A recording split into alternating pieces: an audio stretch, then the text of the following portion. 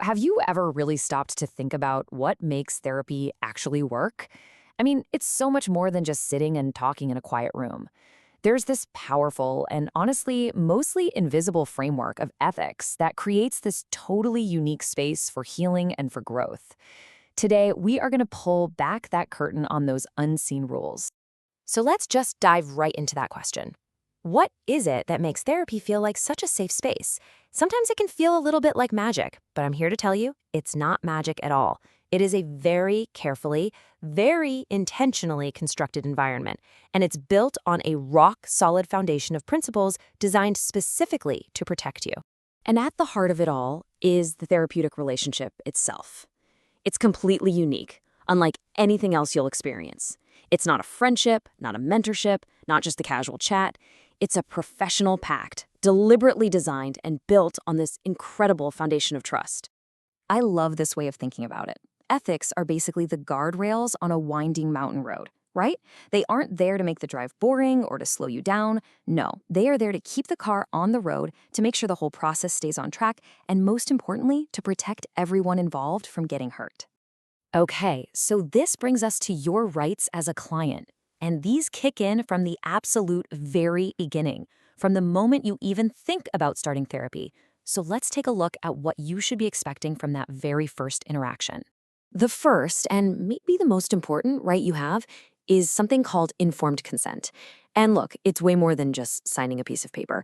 It is the therapist's legal and ethical duty to give you all the information, what the treatment involves, the risks, the benefits. And it all comes from a deep respect for your autonomy, your fundamental right to make your own decisions about your own care. And it's pretty sobering to see where this idea even comes from. The whole concept has really serious historical roots, born out of the absolute horrors of unethical medical experiments during World War II and the Nuremberg trials that happened after.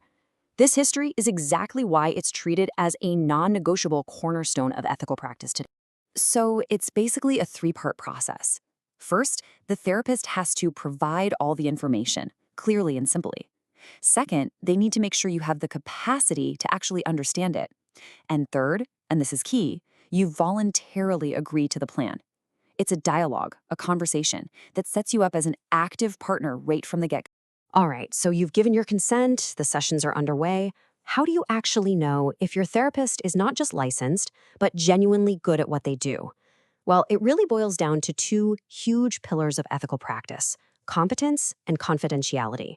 So let's talk about competence, because it's not just one thing. Of course, there's professional competence, that's the degrees on the wall, the specialized training, all the book smarts. But just as crucial is personal competence. How does a therapist manage their own inner world? Are they self-aware? Can they manage their own emotions? These three pieces, self-awareness, self-regulation, and self-motivation, they all have to work together. A really great therapist knows their own buttons, their own biases, they can keep their own stuff from spilling into your session, and they're driven to help you, not to fulfill some need of their own. And this model shows it perfectly. The goal, the absolute sweet spot, is for a therapist to be in that top left integrated box.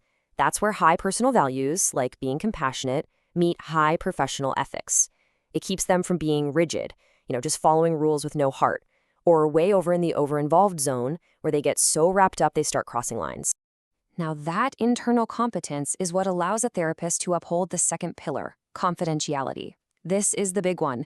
It's the sacred promise that what you say in that room stays in that room. It's their number one obligation, and it's what creates the safety for you to be truly, vulnerably honest. And this promise comes from a deep moral place, to do good, to do no harm, to keep their word, and to respect that your story is yours to control. But, and this is a really important but, this promise isn't absolute. Confidentiality can and actually must be broken if a client is a clear and immediate danger to themselves or to somebody else. Safety has to come first.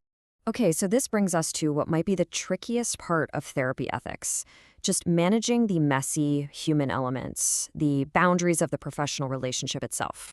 So the key here is knowing that not all boundary crossings are bad. A harmless little deviation, like accepting a small, thoughtful gift, that's a crossing.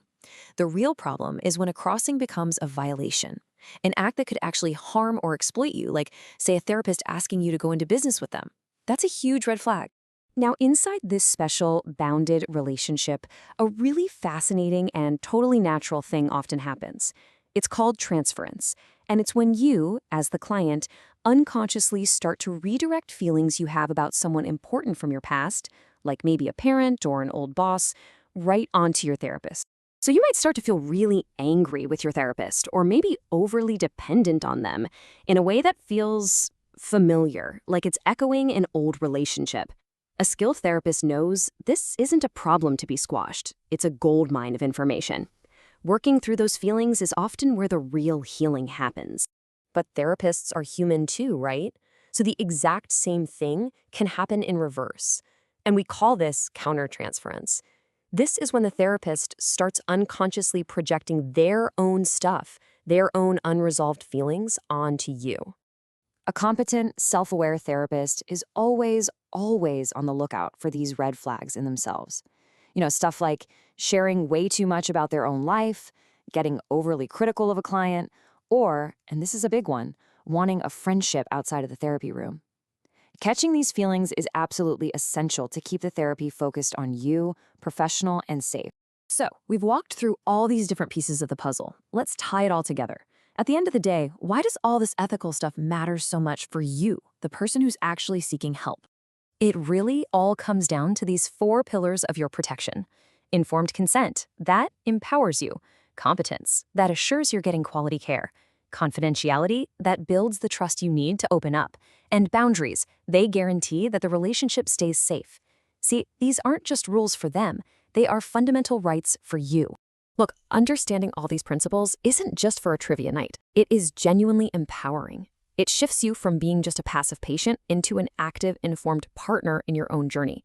So the question I really want to leave you with is this. Now that you know your rights, how can you be an active partner in your own therapy?